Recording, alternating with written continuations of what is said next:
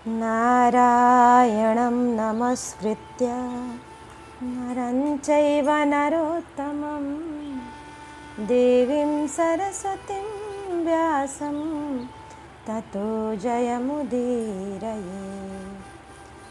श्रीगणेशाय नमः, श्रीसरस्वत्यै नमः, श्रीवेदव्यासाय नमः। श्रीमन महर्षि वेदव्यास प्रणीत श्री महाभारत चतुर्थ खंड कर्ण पर्व हम श्रवण कर रहे हैं। आज अष्टचत्वारिंशोऽध्याय। यहाँ कर्ण के द्वारा बहुत से योद्धाओं सहित पांडव सेना का संहार, भीमसेन के द्वारा कर्णपुत्र भानुसेन का वध, नकुल और सात्यकी के साथ वृषसेन का युद्ध तथा कर्ण का राजा युधिष्ठिर पर आक्रमण। धृतराष्ट्र ने पूछा, इत्तत् प्रविश्य पार्थानां सैन्यं कुर्वन् जनक्षयं कर्णो राजानमभ्येत्य तन्ममाचक्ष संजय। धृतराष्ट्र ने पूछा, संजय, कर्ण कुंती पुत्रों की सेना में प्रवेश करके राजा युधिष्ठिर के पास पहुंचकर जो जनसंहार कर रहा था, उसका समाचार मुझे सुनाओ। उस समय पांडव पक्ष के किन किन प्रमुख वीरों ने युद्धस्थल में कर्ण को आगे बढ़ने से रोका और किन किन को रौंद कर सूत पुत्र कर्ण ने युधिष्ठिर को पीड़ित किया। संजय ने कहा, राजन, कर्ण ने धृष्टद्युम्न आदि पांडव वीरों को खड़ा देख बड़ी उतावली के साथ शत्रु संहारकारी पांचालों पर धावा किया। विजय से उल्लसित होने वाले पांचाल वीर शीघ्रतापूर्वक आक्रमण करते हुए महामना कर्ण की अवगानी के लिए उसी प्रकार आगे बढ़े जैसे हंस महासागर की ओर बढ़ते हैं। तदंतर दोनों सेनाओं में सहसा सहस्त्रों शंखों की ध्वनि प्रकट हुई जो हृदय को कंपित कर देती थी। साथ ही भयंकर भेरीनाद भी होने लगा। उस समय नाना प्रकार के बाणों के गिरने और हाथियों के चिंघाड़ने, घोड़ों के हींसने, रथ के घरघराने तथा वीरों के सिंहनाद करने का दारुण शब्द वहां गूंज उठा। पर्वत, वृक्ष और समुद्रों सहित पृथ्वी, वायु तथा मेघों सहित आकाश एवं सूर्य, चंद्रमा, ग्रह और नक्षत्रों द्वारा स्वर्ग स्पष्ट ही घूमते से जान पड़े। इस प्रकार समस्त प्राणियों ने उस तुमुल नाद को सुना और सब के सब व्यथित हो उठे। उनमें जो दुर्बल प्राणी थे वे प्रायः मर गए। तत्पश्चात जैसे इंद्र असुरों की सेना का विनाश करते हैं, उसी प्रकार अत्यंत क्रोध में भरे हुए कर्ण ने शीघ्रतापूर्वक अस्त्र चलाकर पांडव सेना का संहार आरंभ किया। पांडवों की सेना में प्रवेश करके बाणों की वर्षा करते हुए कर्ण ने प्रभद्रकों के 77 प्रमुख वीरों को मार डाला।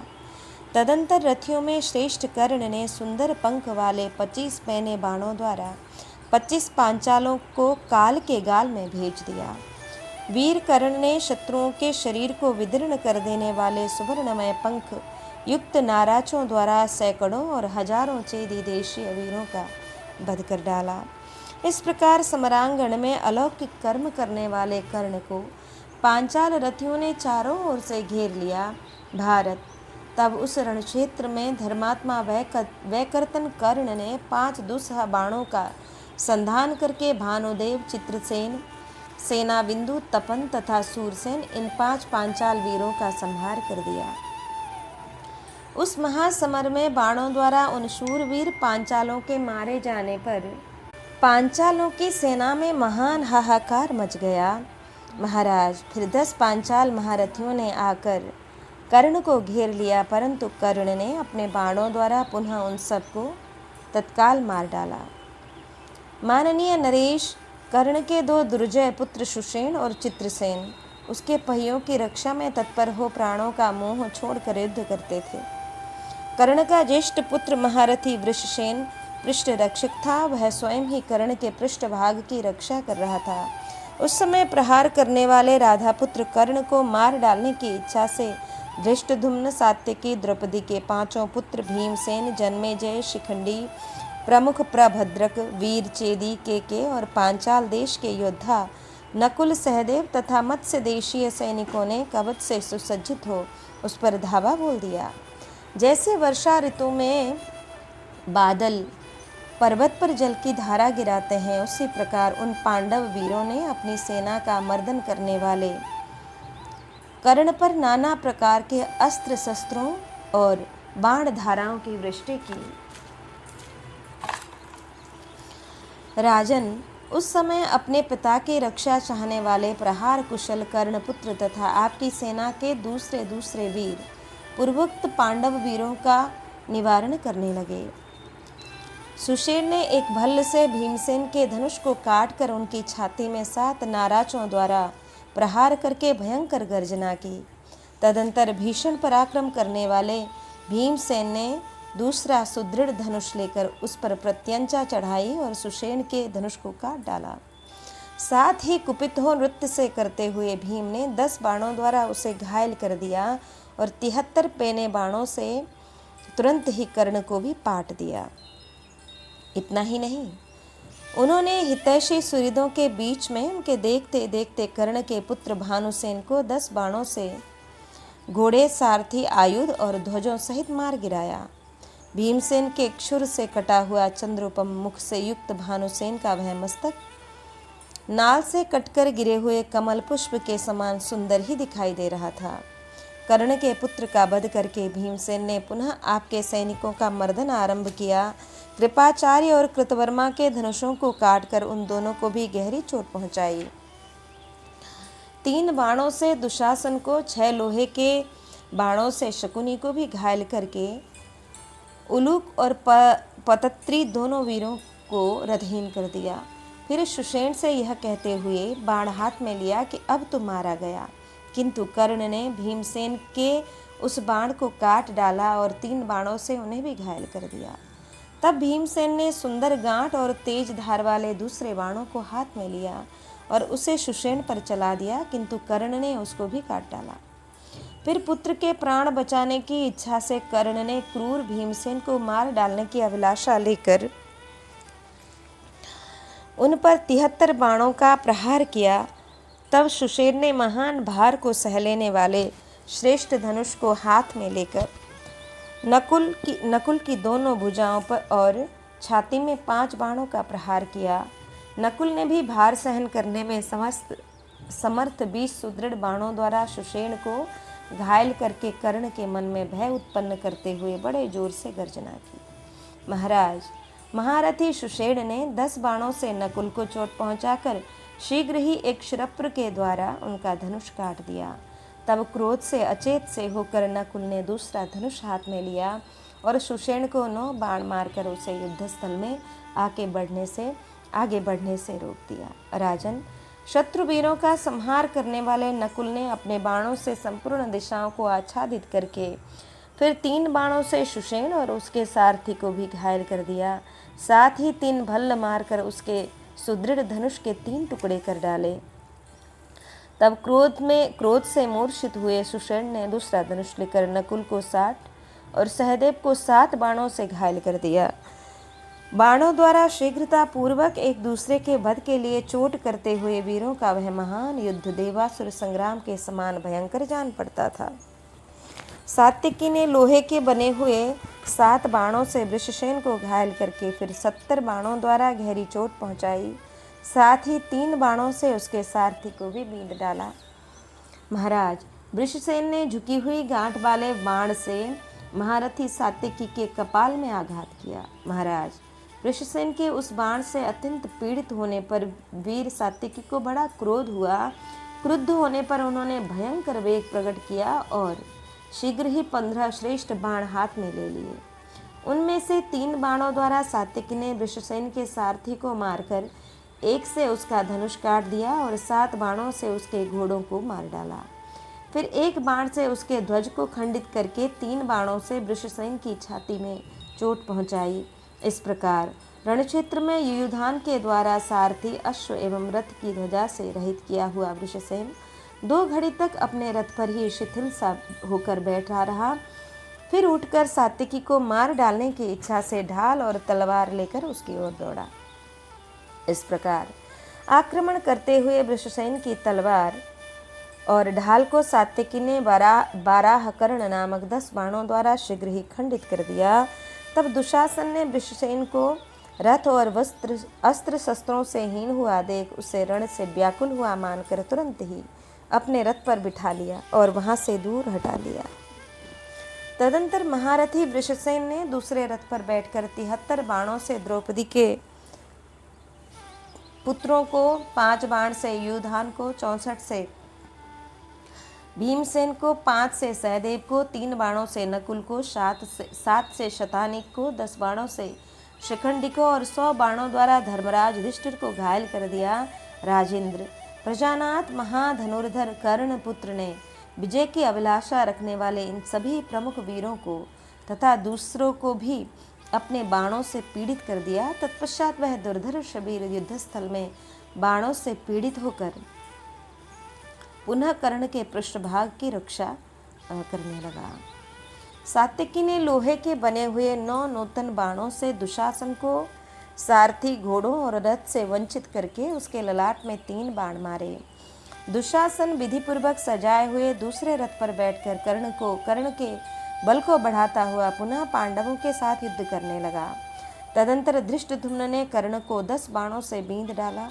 फिर द्रौपदी के पुत्रों ने 73, सात्यकी ने 7, भीमसेन ने 64, सहदेव ने 7, नकुल ने 30, शतानीक ने 7 और शिखंडी ने 10 और वीर धर्मराज युधिष्ठिर ने 100 बाण कर्ण को मारे। राजेंद्र, विजय की अभिलाषा रखने वाले इन प्रमुख वीरों तथा दूसरों ने भी उस महासमर में महाधनुर्धर सूत पुत्र कर्ण को बाणों द्वारा पीड़ित कर दिया।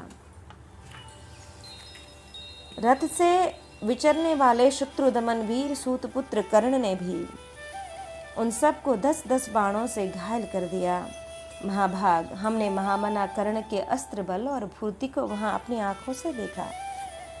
वह सब कुछ अद्भुत सा प्रतीत होता था।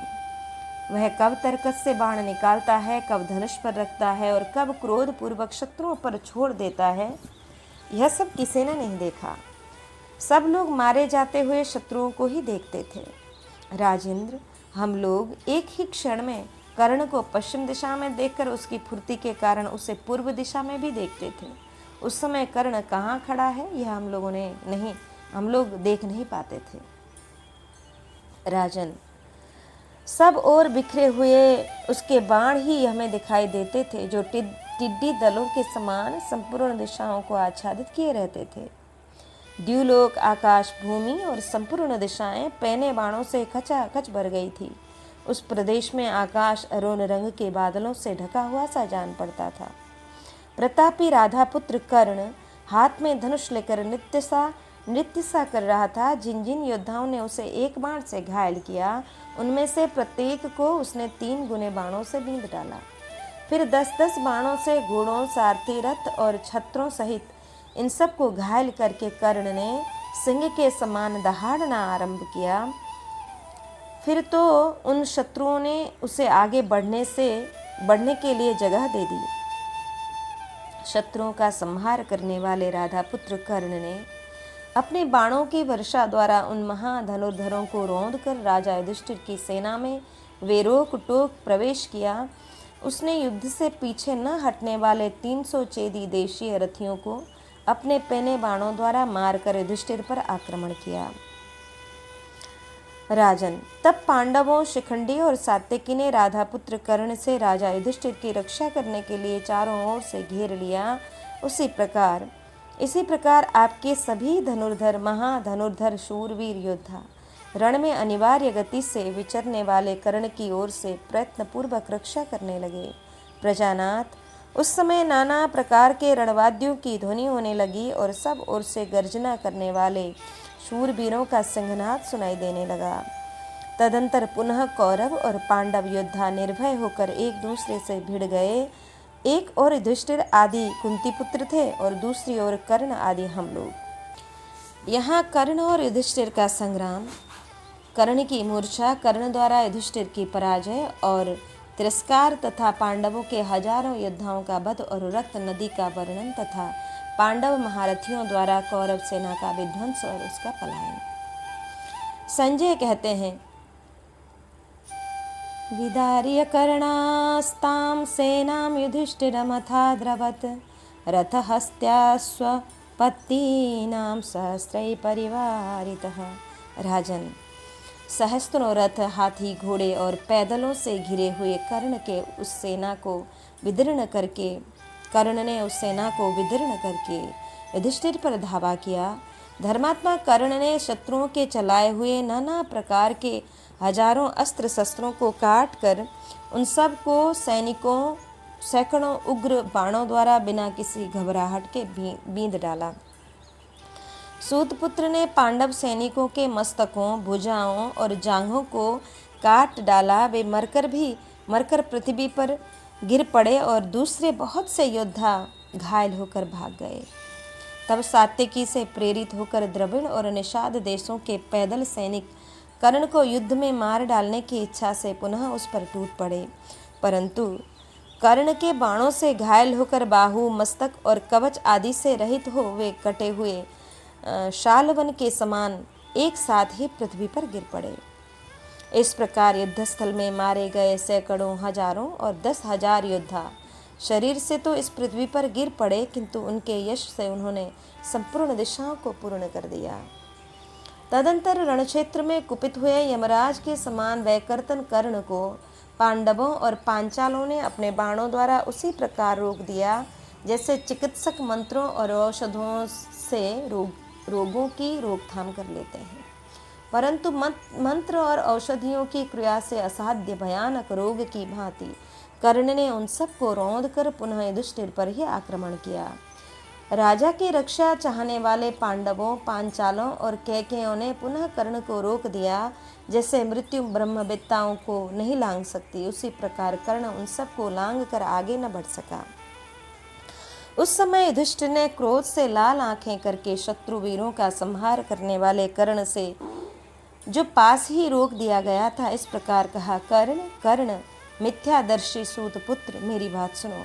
तुम संग्राम में वेगशाली वीर अर्जुन के साथ सदा डाह रखते और दुर्योधन के मत में रहकर सर्वदा हमें बाधा पहुंचाते हो, परंतु आज तुम्हारे पास जितना बल हो, जो पराक्रम हो तथा पांडवों के प्रति तुम्हारे मन में जो विद्वेष हो, वह सब महान पुरुषार्थ का आश्रय लेकर दिखाओ। आज महासमर में मैं तुम्हारा युद्ध का हौसला मिटा दूंगा। महाराज, ऐसा कहकर पांडुपुत्र युधिष्ठिर ने लोहे के बने हुए सुवर्ण पंख युक्त 10 बाणों द्वारा कर्ण को बींध डाला। भारत, तब शत्रुओं का दमन करने वाले महाधनुर्धर सूतपुत्र ने हंसते हुए से वत्सदंत नामक 10 बाणों द्वारा युधिष्ठिर को घायल कर दिया। माननीय नरेश, सूतपुत्र के द्वारा अवज्ञा पूर्वक घायल किए जाने पर फिर राजा युधिष्ठिर घी की आहुति से प्रज्वलित हुई अग्नि के समान क्रोध से जल उठे। ज्वालामालाओं से घिरा हुआ युधिष्ठिर का शरीर प्रलय काल में जगत को दग्ध करने की इच्छा वाले द्वितीय संवर्तक अग्नि के समान दिखाई देता था। तदंतर उन्होंने अपने सुवर्ण भूषित विशाल धनुष को फैलाकर उस पर पर्वतों को भी विदीर्ण कर देने वाले तीखे बाण का संधान किया। तत्पश्चात राजा युधिष्ठिर ने सूतपुत्र को मार डालने की इच्छा से तुरंत ही धनुष को पूर्ण रूप से खींचकर वह यमदंड के समान बाण उसके ऊपर छोड़ दिया। बेगवान युधिष्ठिर का छोड़ा हुआ वज्र और बिजली के समान शब्द करने वाला वह बाण सहसा महारथी कर्ण की बाईं पसली में घुस गया। उस प्रहार से पीड़ित हो महाबाहु कर्ण धनुष छोड़कर रथ पर ही मूर्छित हो गया। उसका सारा शरीर शिथिल हो गया था। वह शल्य के सामने ही अचेत होकर ऐसे गिर पड़ा मानो उसके प्राण निकल गए हों। राजा युधिष्ठिर ने अर्जुन के हित की इच्छा से कर्ण पर पुनः प्रहार नहीं किया। तब कर्ण को उस अवस्था में देखकर दुर्योधन की सारी विशाल सेना में हाहाकार मच गया और अधिकांश सैनिकों के मुख का रंग विषाद से फीका पड़ गया। महाराज, राजा का वह पराक्रम देखकर पांडव सैनिकों में सिंहनाद, आनंद, कलरव और किलकिलाहट होने लगी। तब क्रूर पराक्रमी राधापुत्र कर्ण ने थोड़ी ही देर में होश में आकर राजा युधिष्ठिर को मार डालने का विचार किया।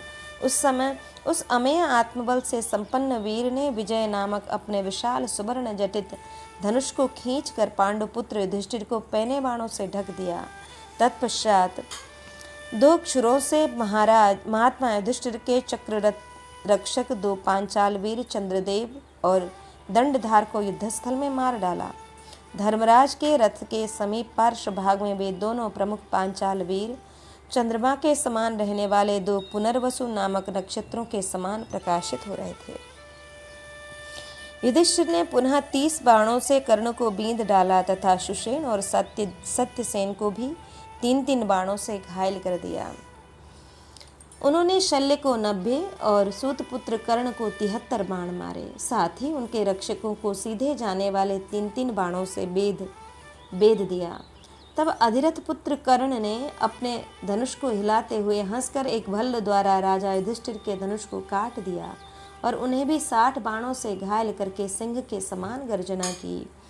तदंतर अमर्ष में भरे हुए प्रमुख पांडव वीर युधिष्ठिर की रक्षा के लिए दौड़े आए और कर्ण को अपने बाणों से पीड़ित करने लगे।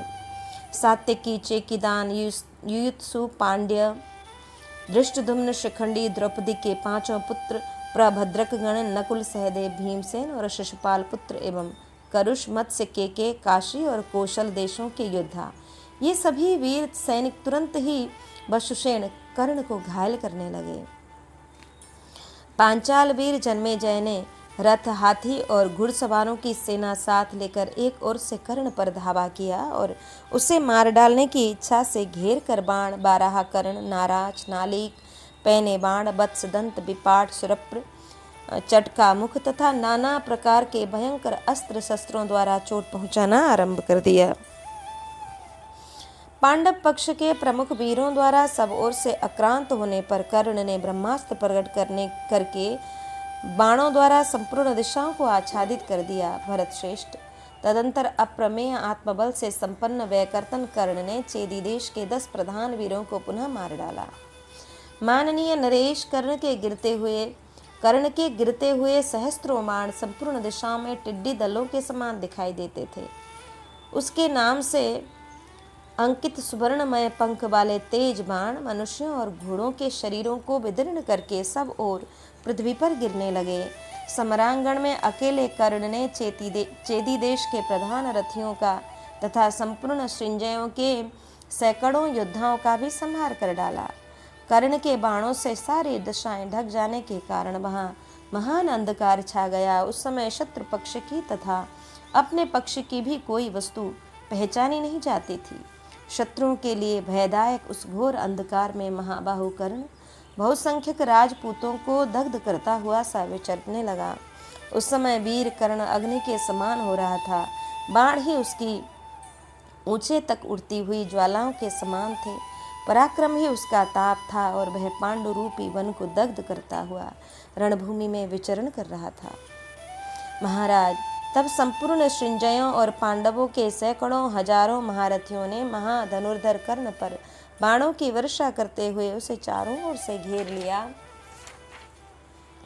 महाधनुर्धर महामना कर्ण ने हंसकर महान अस्त्रों का संधान किया और अपने बाणों से महाराज युधिष्ठिर का धनुष काट दिया। तत्पश्चात पलक मारते मारते झुकी हुई गांठ वाले 90 बाणों का संधान करके कर्ण ने उन पैने बाणों द्वारा रणभूमि में राजा युधिष्ठिर के कवच को छिन्न भिन्न कर डाला।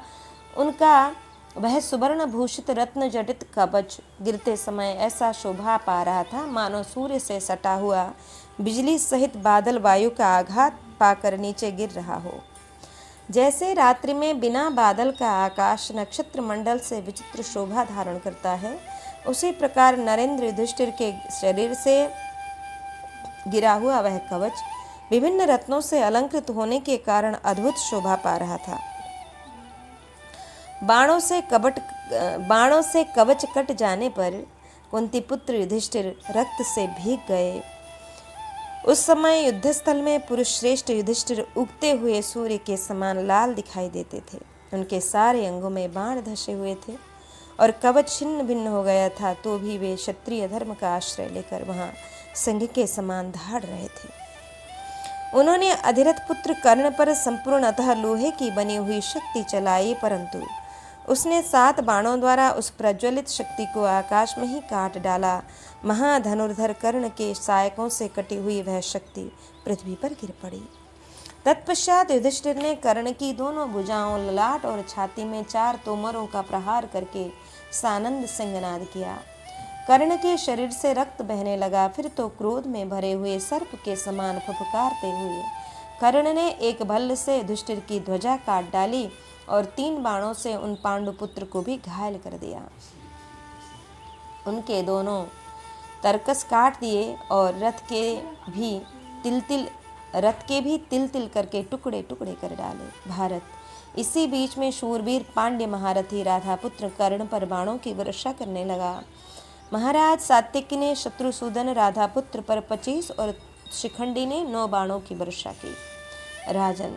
तब क्रोध में भरे हुए कर्ण ने समरांगण में सात्विकी को पहले लोहे के बने हुए 5 बाणों से घायल करके फिर दूसरे 3 बाणों द्वारा उसे बींध डाला। इसके बाद कर्ण ने सात्विकी की दाहिनी भुजा को 3, बाईं भुजा को 16 और सारथी को 7 बाणों से छत बिछत कर दिया। तदंतर 4 पैने बाणों से सूतपुत्र ने सात्विकी के 4 घोड़ों को भी तुरंत ही यमलोक पहुंचा दिया।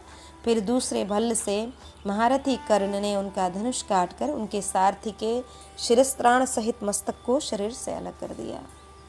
जिसके घोड़े और सारथी मारे गए थे, उसी रथ पर खड़े हुए शीनी प्रवर सात्विकी ने कर्ण के ऊपर वैदुर्य मणि से विभूषित शक्ति चलाई। भारत।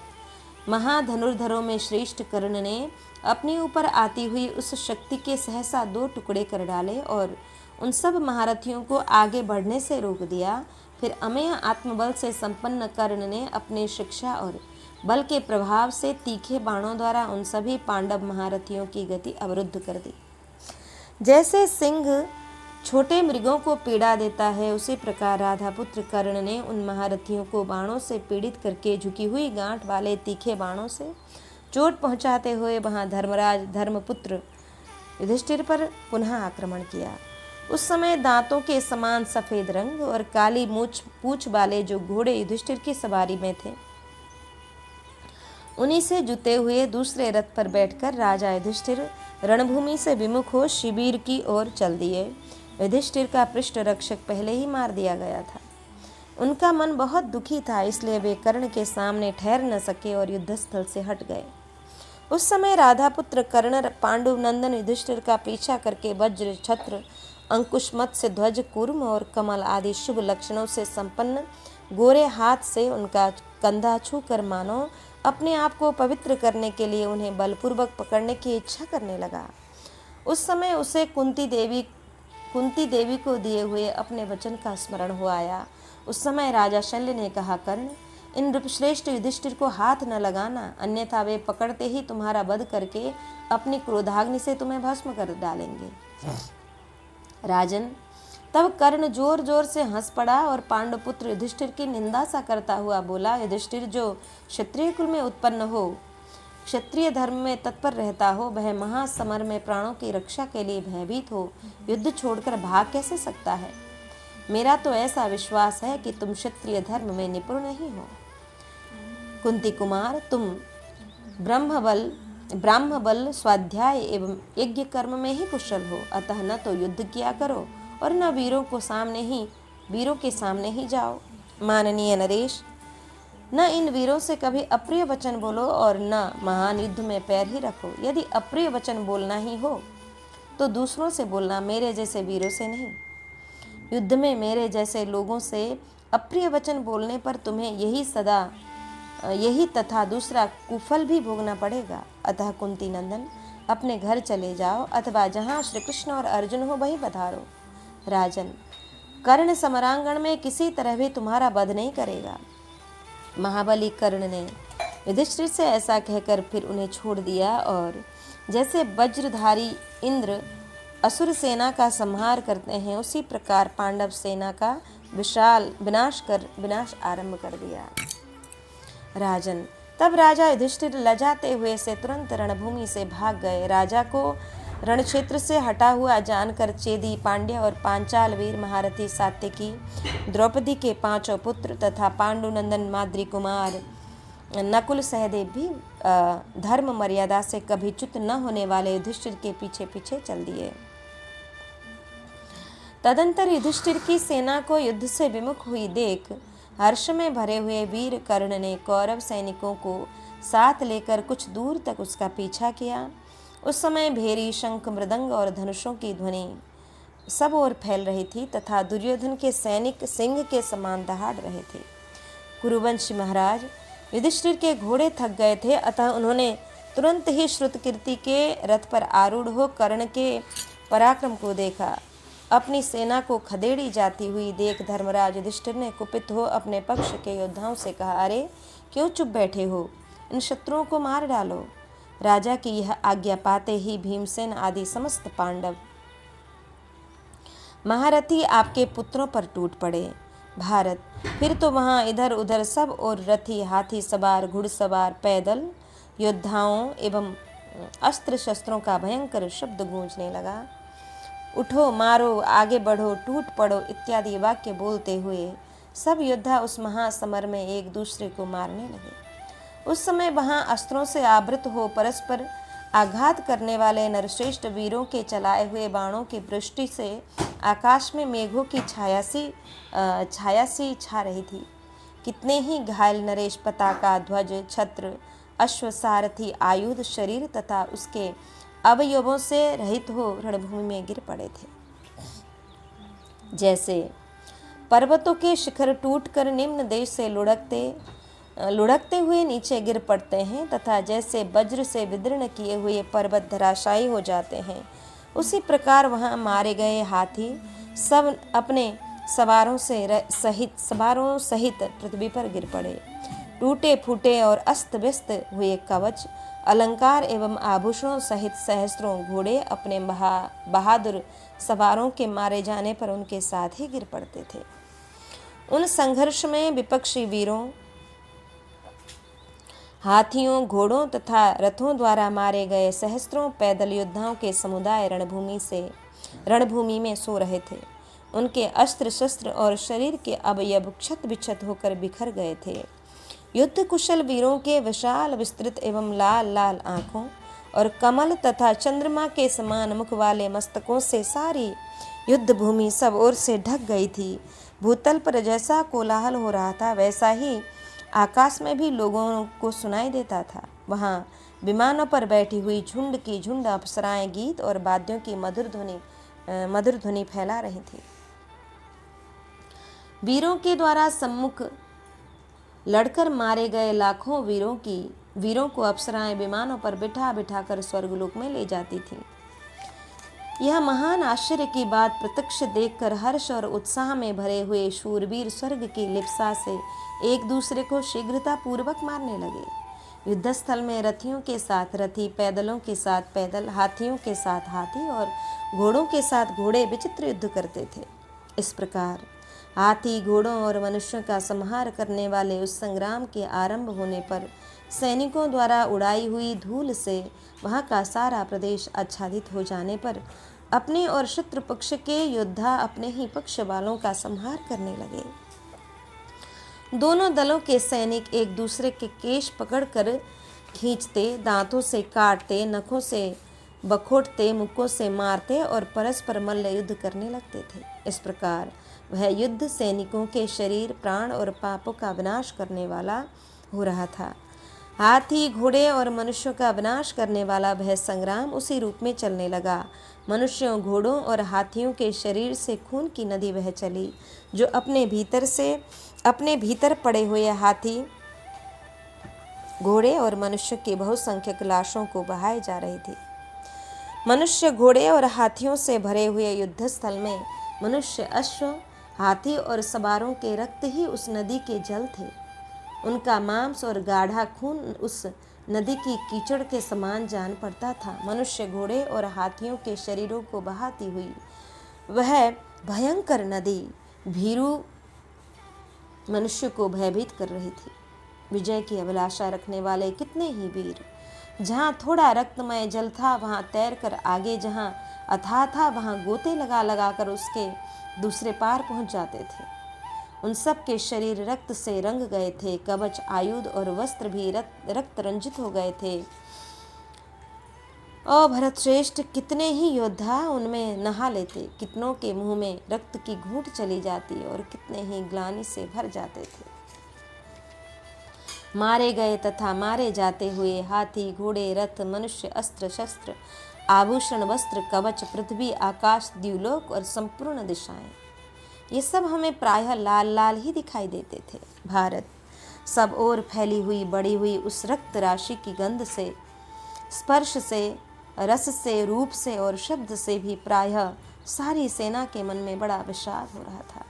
भीमसेन तथा सात्यकी आदि वीरों ने विशेष रूप से विनष्ट हुई उस कौरव सेना पर पुनः बड़े वेग से आक्रमण किया। राजन, उन आक्रमणकारी वीरों के असह्य वेग को देखकर आपके पुत्रों की विशाल सेना युद्ध से विमुख होकर भाग चली।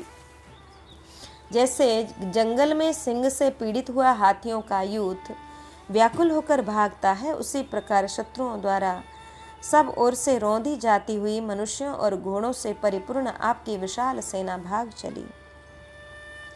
उसके रथ, हाथी और घोड़े तितर पितर हो गए, आवरण और कवच नष्ट हो गए तथा अस्त्र शस्त्र और धनुष छिन्न भिन्न होकर पृथ्वी पर पड़े थे। यहाँ कर्ण और भीमसेन का युद्ध तथा कर्ण का पलायन।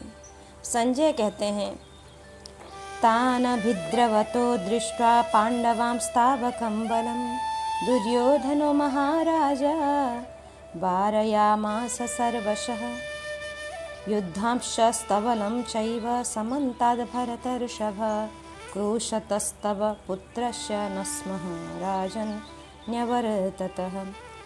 महाराज, पांडवों को आपकी सेना पर आक्रमण करते देख दुर्योधन ने सब ओर से सब प्रकार के प्रयत्नों द्वारा उन योद्धाओं को रोकने तथा अपनी सेना को भी स्थिर करने का प्रयत्न किया। भरत श्रेष्ठ, नरेश्वर, आपके पुत्र के बहुत चीखने चिल्लाने पर भी भागती हुई सेना पीछे न लौटी और व्यूह के पक्ष और प्रपक्ष भाग में खड़े हुए सैनिक सुबल पुत्र शकुनी तथा सशस्त्र कौरव वीर उस समय रणक्षेत्र में भीमसेन पर टूट पड़े। उधर कर्ण ने भी राजा दुर्योधन और उसके सैनिकों को भागते देख मद्रराज शल्य से कहा, भीमसेन के रथ के समीप ले चलो। कर्ण के ऐसा कहने पर मद्रराज शल्य ने हंस के समान श्वेत वर्ण वाले श्रेष्ठ घोड़ों को उधर ही हाँक दिया जहाँ भीमसेन खड़े थे। महाराज, संग्राम में शोभा पाने वाले शल्य से संचालित हो वे घोड़े भीमसेन के रथ के समीप जाकर पांडव सेना में मिल गए। भरत श्रेष्ठ, कर्ण को आते देख क्रोध में भरे हुए भीमसेन ने उसके विनाश का विचार किया और उन्होंने वीर सात्यकी तथा द्रुपद कुमार धृष्टद्युम्न से कहा, तुम लोग धर्मात्मा राजा युधिष्ठिर की रक्षा करो। वे अभी अभी मेरे देखते देखते किसी प्रकार महान प्राण संकट से मुक्त हुए हैं। दुरात्मा राधा पुत्र कर्ण ने दुर्योधन की प्रसन्नता के लिए मेरे सामने ही धर्मराज की समस्त युद्ध सामग्री को छिन्न भिन्न कर डाला है। द्रुपद कुमार, इससे मुझे बड़ा दुख हुआ है, अतः अब मैं उसका बदला लूँगा। आज रणभूमि में अत्यंत घोर संग्राम करके या तो मैं ही कर्ण को मार डालूंगा या वही मेरा वध करेगा। यह मैं तुमसे सच्ची बात कहता हूँ। इस समय राजा को धरोहर के रूप में मैं तुम्हें सौंप रहा हूँ। तुम सब लोग निश्चिंत होकर उनकी रक्षा के लिए पूर्ण प्रयत्न करना। ऐसा कहकर महाबाहु भीमसेन अपने महान सिंहनाद से संपूर्ण दिशाओं को प्रतिध्वनित करते हुए सूतपुत्र कर्ण की ओर बढ़े। युद्ध का अभिनंदन करने वाले बड़ी भीमसेन को बड़ी उतावली के साथ आते देख मद्र देश के स्वामी शक्तिशाली शल्य ने सूतपुत्र कर्ण से कहा कि कर्ण, क्रोध में भरे हुए पांडुनंदन महाबाहु भीमसेन को देखो, जो दीर्घ काल से संचित किए हुए क्रोध को आज तुम्हारे ऊपर छोड़ने का दृढ़ निश्चय किए हुए हैं। कर्ण अभिमन्यु तथा घटोत्कच राक्षस के मारे जाने पर भी पहले कभी मैंने इसका ऐसा रूप नहीं देखा था। ये इस समय कुपित हो समस्त त्रिलोकी को रोक देने में समर्थ है, क्योंकि प्रलय के अग्नि के समान तेजस्वी रूप धारण कर रहे हैं।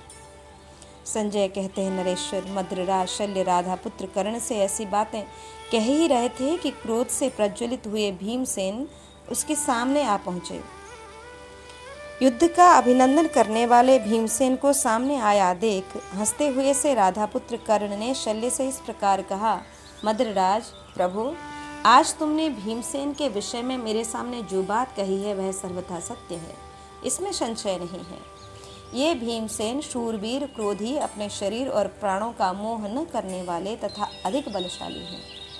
विराट नगर में अज्ञातवास करते समय उन्होंने द्रौपदी का प्रिय करने की इच्छा से छिपे छिपे जाकर केवल बाहुबल से कीचक को उसके साथियों के सहित मार डाला था। वे ही आज क्रोध से आतुर हो कवच बांधकर युद्ध के मुहाने पर उपस्थित हैं।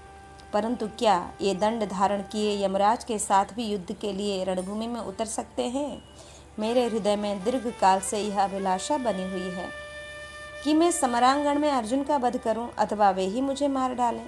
कदाचित भीमसेन के साथ समागम होने से मेरी वह इच्छा आज ही पूरी हो जाए। यदि भीमसेन मारे गए अथवा रथहीन कर दिए गए तो अर्जुन अवश्य मुझ पर आक्रमण करेंगे, जो मेरे लिए अधिक अच्छा होगा। तुम जो यहाँ उचित समझते हो वही शीघ्र निश्चय करके बताओ।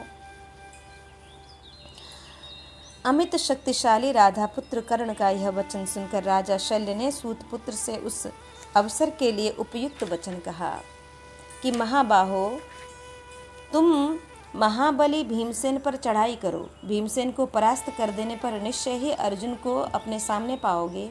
कर्ण, तुम्हारे हृदय में चिरकाल से जो अभिष्ट मनोरथ संचित है वह निश्चय ही सफल होगा, यह मैं तुमसे सत्य कहता हूँ। उनके ऐसा कहने पर कर्ण ने शल्य से फिर कहा, मद्रराज, मैं युद्ध में अर्जुन को मारूं या अर्जुन ही मुझे मार डालें, उस उद्देश्य से युद्ध में मन लगाकर जहाँ भीमसेन है उधर ही चलो। संजय कहते हैं, प्रजानाथ, तदंतर शल्य रथ के द्वारा तुरंत ही वहां जा पहुंचे जहां महाधनुर्धर भीमसेन आपकी सेना को खदेड़ रहे थे। राजेंद्र, कर्ण और भीमसेन का संघर्ष उपस्थित होने पर फिर तुर्य और भेरियों की गंभीर ध्वनि होने लगी। बलवान भीमसेन ने अत्यंत कुपित होकर चमचमाते हुए तीखे नाराजों से आपकी दुर्जय सेना को संपूर्ण दिशाओं में खदेड़ दिया। प्रजानाथ, महाराज कर्ण और भीमसेन के उस युद्ध में बड़ी भयंकर, भीषण और घोर मारकाट हुई। राजेंद्र, पांडुपुत्र भीमसेन ने दो ही घड़ी में कर्ण पर आक्रमण कर दिया। उन्हें अपनी ओर आते देख अत्यंत क्रोध में भरे हुए धर्मात्मा वैकर्तन कर्ण ने एक नाराज द्वारा उसकी छाती में प्रहार किया। फिर अमेय आत्मबल से संपन्न उस वीर ने उन्हें अपने बाणों से ढक लिया। सूत पुत्र के द्वारा घायल होने पर उन्होंने भी उसे बाणों से आच्छादित कर दिया और झुकी हुई गांठ वाले 9 तीखे बाणों से कर्ण को बींध डाला। तब कर्ण ने कई बाण मारकर भीमसेन के धनुष के बीच से ही 2 टुकड़े कर दिए। धनुष कट जाने पर उसकी छाती में समस्त आवरणों का भेदन करने वाले अत्यंत तीखे नाराज से गहरी चोट पहुंचाई।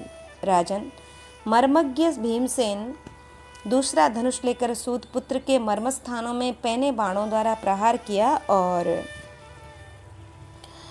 पृथ्वी तथा आकाश को कपाते हुए से उन्होंने बड़े जोर से गर्जना की। कर्ण ने भीमसेन को 25 नाराज मारे, मानो किसी शिकारी ने वन में दर्पयुक्त मदोन्मत्त गजराज पर उल्काओं द्वारा प्रहार किया हो। फिर कर्ण के बाणों से सारा शरीर घायल हो जाने के कारण पांडुपुत्र भीमसेन क्रोध से मूर्छित हो उठे। रोष में और अमर्ष में उनकी आंखें लाल हो गईं। उन्होंने सूत पुत्र के वध की इच्छा से अपने धनुष पर एक अत्यंत वेगशाली भार साधन में समर्थ उस उत्तम और पर्वतों को भी विदीर्ण कर देने वाले बाण का संधान किया। फिर हनुमान जी से भी अधिक पराक्रम प्रकट करने वाले महाधनुर्धर भीमसेन ने धनुष को जोर जोर से कान तक खींचकर कर्ण को मार डालने की इच्छा से उस बाण को क्रोधपूर्वक छोड़ा। बलवान भीमसेन के हाथ से छूटकर वज्र और विद्युत के समान शब्द करने वाले उस बाण ने रणभूमि में कर्ण को चीर डाला, मानो वज्र के वेग ने पर्वत को विदीर्ण कर दिया हो। कुरुश्रेष्ठ, भीमसेन की गहरी चोट खाकर सेनापति सूतपुत्र कर्ण अचेत हो रथ की बैठक में धम्म से बैठ गया। उसका सारा शरीर रक्त से सींच गया। शत्रुओं का दमन करने वाला वह वीर प्राणहीन सा हो गया था। इस समय भीमसेन को कर्ण की जीभ काटने के लिए आते देख मद्रराज शल्य ने उन्हें सांत्वना देते हुए इस प्रकार कहा। शल्य बोले, महाबाहु भीमसेन, मैं तुमसे जो युक्ति युक्त वचन कह रहा हूँ उसे सुनो और सुनकर उसका पालन करो। अर्जुन ने पराक्रमी कर्ण के वध की प्रतिज्ञा की है। तुम्हारा कल्याण हो। तुम सव्यसाची अर्जुन के उस प्रतिज्ञा को सफल करो। भीमसेन ने कहा, नृपश्रेष्ठ, मैं अर्जुन की दृढ़ प्रतिज्ञा को जानता हूँ, परंतु इस पापी कर्ण ने मेरे समीप ही राजा युधिष्ठिर का तिरस्कार किया है। अतः क्रोध के वशीभूत होकर मैंने और किसी बात की परवाह नहीं की है। यद्यपि राधापुत्र कर्ण गिर गया है तो भी मेरा क्रोध अभी शांत नहीं हुआ। मैं तो इस समय इसकी जीभ खींच लेना ही उचित समझता हूँ। मामा जी, इस नीच निशंस ने जहाँ बहुत से राजा एकत्र हुए थे, वहाँ हमारे सुनते हुए द्रौपदी के प्रति बहुत से असह्य कटुवचन सुनाए थे। राजन, आप दूर होने पर भी निश्चय ही यह समझ गए हैं कि मेरे द्वारा इसकी जीभ काटी जाने वाली है। वास्तव में इस समय मैंने इसकी जीभ काटने की ही इच्छा की थी। इस समय मैंने उसकी जीभ काटने की ही इच्छा की थी। केवल राजा युधिष्ठिर का प्रिय करने के लिए मैंने आज तक प्रतीक्षा की है। महाराज, आपने जो युक्त बात मुझसे कही है उसे कड़वी दवा के समान मैंने ग्रहण कर लिया है। क्योंकि यदि अर्जुन की प्रतिज्ञा भंग हो जाएगी तो वे कभी जीवित नहीं रह सकेंगे। उनके नष्ट होने पर श्री कृष्ण सहित हम सब लोग भी नष्ट हो जाएंगे। आज किरीटधारी अर्जुन की दृष्टि पड़ते ही यह पापाचारियों में श्रेष्ठ पापात्मा क्रूर कर्ण पराभव को प्राप्त हो जाएगा। यह नृशंस कर्ण महाराज युधिष्ठिर के क्रोध से पहले ही दग्ध हो चुका है। आज आपने उचित उपाय द्वारा मेरे निकट से इसकी रक्षा कर ली है। तदंतर मद्रराज शल्य संग्राम में शोभा पाने वाले सूतपुत्र कर्ण को अचेत हुआ देख रथ के द्वारा युद्धस्थल से दूर हटा ले गए। कर्ण के पराजित हो जाने पर भीमसेन दुर्योधन की विशाल सेना को पुनः खदेड़ने लगे, ठीक वैसे ही जैसे पूर्व काल में इंद्र ने दानवों को मार भगाया था। यहाँ भीमसेन के द्वारा धृतराष्ट्र के 6 पुत्रों का वध, भीम और कर्ण का युद्ध, भीम के द्वारा गज सेना, रथ सेना और घुड़सवारों का संहार तथा उभय पक्ष की सेनाओं का घोर युद्ध। धृतराष्ट्र बोले, सुदुष्करमिदं कर्म कृतं भीमेन संजय येन कर्णो महाबाहु रथोपस्थे निपातितः। संजय, भीमसेन ने तो यह अत्यंत दुष्कर कर्म कर डाला कि महाबाहु कर्ण को रथ की बैठक में गिरा दिया।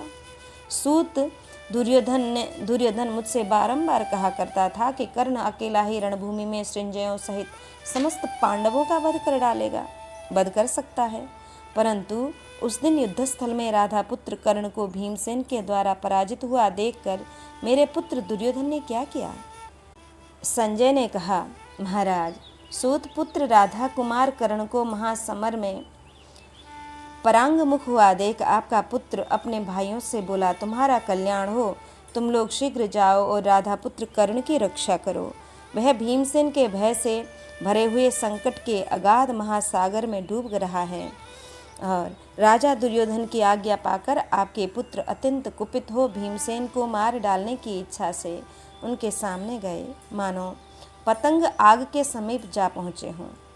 शुतर्वा दुर्धर क्रात क्रथन बिबित्सु बिकटनानन सम निषंगी कवची पाशी नंद उपनंद दुष्प्रद सुबासु बातसेन सुबरचा धनुर्ग्राह दुर्मद जलसंध शल और सह, ये महाबली और पराक्रमी आपके पुत्रगण बहुसंख्यक रथों से घिरकर भीमसेन के पास जा पहुंचे और उन्हें सब ओर से घेर कर खड़े हो गए। वे चारों ओर से नाना प्रकार के चिन्हों से युक्त बाण समूहों की वर्षा करने लगे। नरेश्वर, उनसे पीड़ित होकर महाबली भीमसेन ने 50 रथों के साथ आए हुए आपके पुत्रों के उन 50 रथियों को शीघ्र ही नष्ट कर दिया। महाराज, तत्पश्चात कुपित हुए भीमसेन ने एक भल्ल से विवित्सु का सिर काट लिया। उसका वह कुंडल और शिरस्त्राण सहित कटा हुआ मस्तक पूर्ण चंद्रमा के समान पृथ्वी पर गिर पड़ा। प्रभु, उस शूरवीर को मारा गया देख उसके भाई समर भूमि में भयंकर पराक्रमी भीमसेन पर सब ओर से टूट पड़े। तब भयानक पराक्रम से संपन्न भीमसेन ने उस महायुद्ध में दूसरे 2 भल्लों द्वारा रणभूमि में आपके 2 पुत्रों के प्राण हर लिए। नरेश्वर, वे दोनों थे विकटानन और सम। देवपुत्रों के समान सुशोभित होने वाले वे दोनों वीर आदि के उखाड़े हुए 2 वृक्षों के समान पृथ्वी पर गिर पड़े।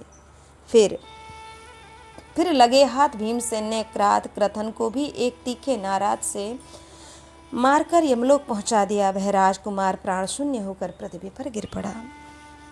जनेश्वर, फिर आपके वीर दुर्धर्ष पुत्रों के इस प्रकार वहां मारे जाने पर भयंकर हाहाकार मच गया। उनकी सेना चंचल हो उठी। फिर महाबली भीमसेन ने समरांगण में नंद और उपनंद को भी यमलोक भेज दिया। तदंतर आपके शेष पुत्र रणभूमि में काल, अंतक और यम के समान भयानक भीमसेन को देखकर भय से व्याकुल हो वहां से भाग खड़े हुए। आपके पुत्रों को मारा गया देख सूतपुत्र कर्ण के मन में बड़ा दुख हुआ। उसने हंस के समान अपने श्वेत घोड़ों को पुनः वहीं हकवाया जहां पांडुपुत्र भीमसेन मौजूद थे। महाराज, मद्रराज के हाके हुए वे घोड़े बड़े वेग से भीमसेन के रथ के पास जाकर उनसे सट गए। प्रजानाथ, महाराज, युद्धस्थल में कर्ण और भीमसेन का वह संघर्ष घोर, रौद्र और अत्यंत भयंकर था। राजेंद्र, वे दोनों महारथी जब परस्पर भिड़ गए उस समय वह देखकर मेरे मन में यह विचार उठने लगा कि न जाने यह युद्ध कैसा होगा। महाराज, तदंतर युद्ध का हौसला रखने वाले भीमसेन ने अपने बाणों से आपके पुत्रों के देखते देखते कर्ण को आच्छादित कर दिया। तब उत्तम अस्त्रों के ज्ञाता कर्ण ने अत्यंत कुपित होकर लोहे के बने हुए और झुकी हुई गांठ वाले 9 भल्लों से भीमसेन को घायल कर दिया।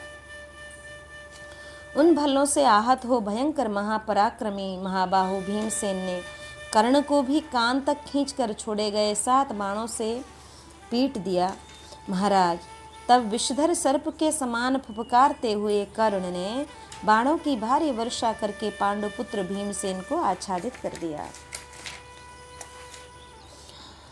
महाबली भीमसेन ने भी कौरव वीरों के देखते देखते महारथी कर्ण को बाण समूह से आच्छादित करके विकट गर्जना की।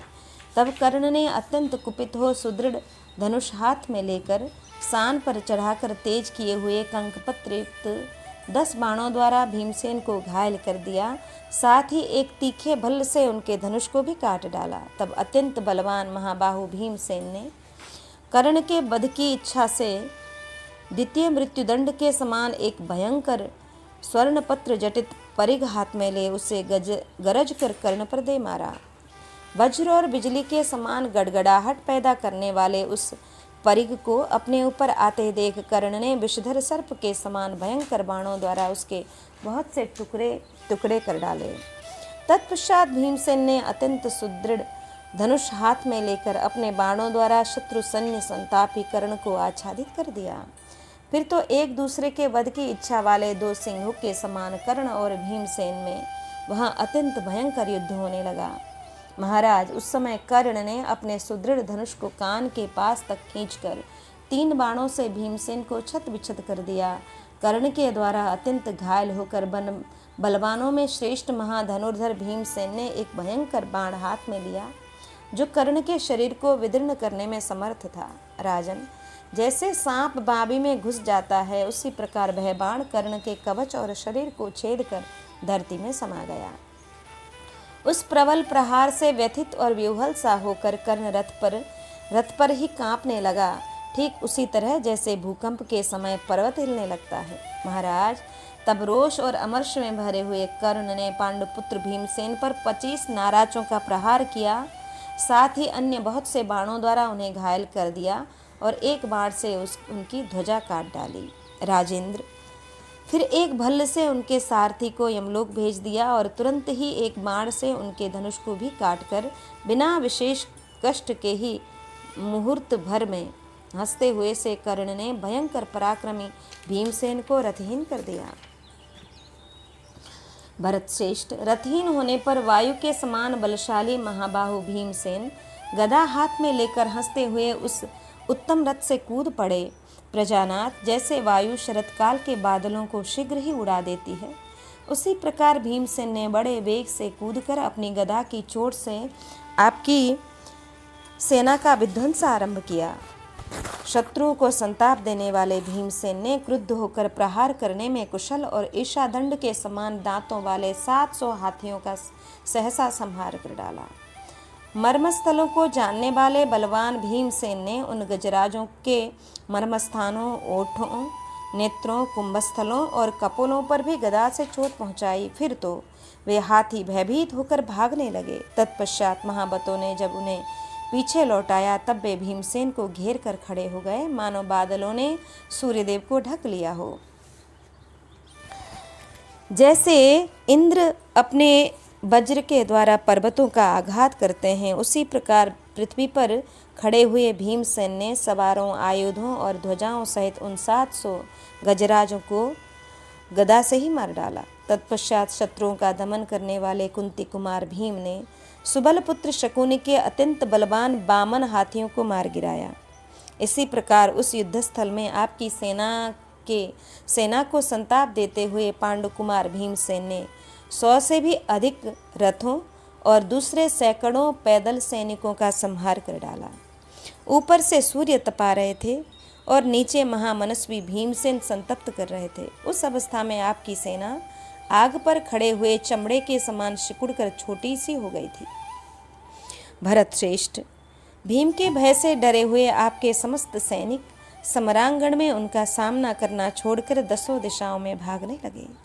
तदंतर चर्ममय आवरणों से युक्त 500 रथ घरघराहट की आवाज़ फैलाते हुए चारों ओर से भीमसेन पर चढ़ आए और बाण समूहों द्वारा उन्हें घायल करने लगे।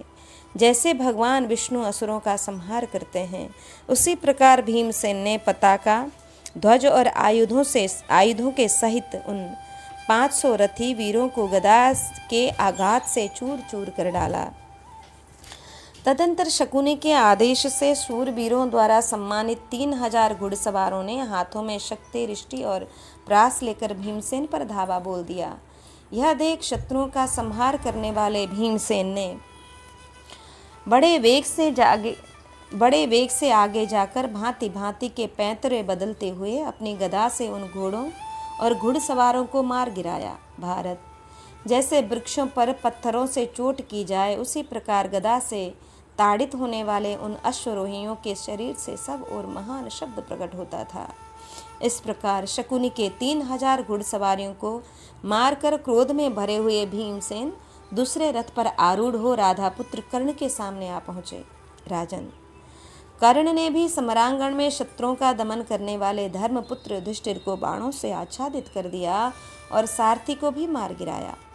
फिर महारथी कर्ण युधिष्ठिर के सारथी रहित रथ को रणभूमि में इधर उधर घूमते देख कंकपत्र युक्त सीधे जाने वाले बाणों की वर्षा करता हुआ उसके पीछे पीछे दौड़ने लगा। कर्ण को राजा युधिष्ठिर पर धावा करते देख वायुपुत्र भीमसेन कुपित हो उठे। उन्होंने बाणों से कर्ण को ढककर पृथ्वी और आकाश को भी शर समूह से आच्छादित कर दिया। तब शत्रुसूदन राधा पुत्र कर्ण ने तुरंत ही लौटकर सब ओर से पैने बाणों की वर्षा करके भीमसेन को ढक दिया। भारत, तत्पश्चात अमेय आत्मबल से संपन्न सात्यकी ने भीमसेन के रथ से उलझे हुए कर्ण को पीड़ा देना आरंभ किया, क्योंकि वे भीमसेन के पृष्ठभाग की रक्षा कर रहे थे। कर्ण सात्यकी के बाणों से अत्यंत पीड़ित होने पर भी भीमसेन का सामना करने के लिए डटा रहा। वे दोनों ही संपूर्ण धनुर्धरों में श्रेष्ठ एवं मनस्वी वीर थे। और एक दूसरे से भिड़कर चमकीले बाणों की वर्षा करते हुए बड़ी शोभा पा रहे थे। राजेंद्र, उन दोनों ने आकाश में बाणों का भयंकर जाल सा बिछा दिया, जो क्रोंच पक्षी के पृष्ठभाग के समान लाल और भयानक दिखाई देता था। राजन, वहां छूटे हुए सहस्त्रों बाणों से न तो सूर्य की प्रभा दिखाई देती थी, न दिशाएं और न विदिशाएं ही दृष्टिगोचर होती थी। हम या हमारे शत्रु भी पहचाने नहीं जाते थे। नरेश्वर, कर्ण और भीमसेन के बाण समूह से मध्याह्न काल में तपते हुए सूर्य की सारी प्रचंड किरणें भी फीकी पड़ गई थी। उस समय शकुनी, कृतवर्मा, अश्वत्थामा, कर्ण और कृपाचार्य को पांडवों के साथ जूझते देख भागे हुए कौरव सैनिक फिर लौट आए। प्रजानाथ, उस समय उनके आने से बड़ा भारी कोलाहल होने लगा, मानो वर्षा से बढ़े हुए समुद्रों की भयानक गर्जना हो रही हो। उस महासमर में एक दूसरे से उलझी हुई दोनों सेनाएं परस्पर दृष्टिपात करके बड़े हर्ष और उत्साह के साथ युद्ध करने लगी। तदंतर सूर्य के मध्याह्न की बेला में आ जाने पर अत्यंत घोर युद्ध आरंभ हुआ। वैसा न तो पहले कभी देखा गया था और न सुनने में ही आया है। जैसे जल का प्रवाह वेग के साथ समुद्र में जाकर मिलता है, उसी प्रकार रणभूमि में एक सैन्य समुदाय दूसरे सैन्य समुदाय से सहसा जा मिला और परस्पर टकराने वाले बाण समूह का महान शब्द उसी प्रकार प्रकट होने लगा, जैसे गरजते हुए सागर समुदायों का गंभीर नाद प्रकट हो रहा हो।